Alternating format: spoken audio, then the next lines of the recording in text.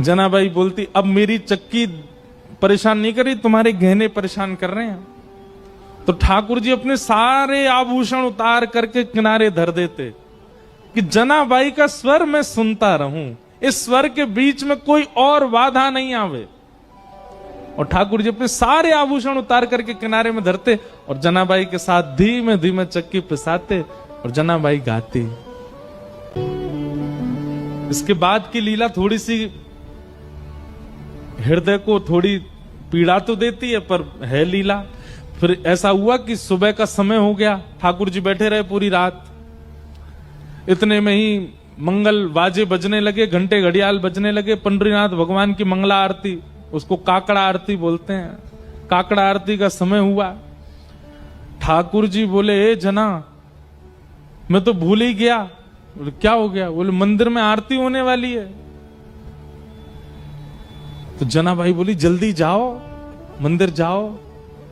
और जनाबाई थोड़ी भावुक हो गई। ठाकुर जी बोले, तू क्यों भावुक होती? बोले, पूरे दिन कल सोए नहीं, रात भर मैंने सोने दिया नहीं, अब फिर से दिन में जाके उठ जाओगे, ठंडे ठंडे पानी से सब तुमको नहलाएंगे, तुमको दूध से नहलाएंगे, बिल्कुल आराम नहीं करने दिया मैंने। ठाकुर जी बोले, तू भी तो नहीं करेगी तो मैं भी नहीं करूंगा।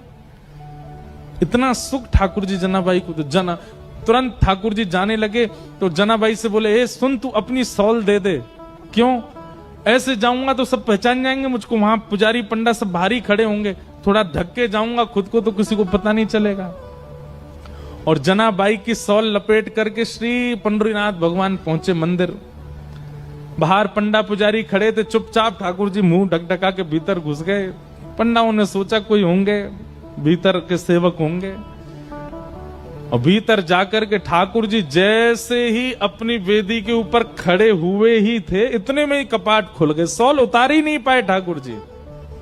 और ऐसे जैसे खड़े भये, कपाट खुले, सब लोग जय जयकार करने लगे, पंडरीनाथ भगवान की जय, रुक्मणीनाथ भगवान की जय। वहीं दर्शनार्थियों में नामदेव जी खड़े थे। नामदेव जी ने जैसे ही ठाकुर जी को, नामदेव जी का नियम था रात्रि शयन के दर्शन करके जाते थे, फिर सुबह मंगला में आते थे। रात्रि शयन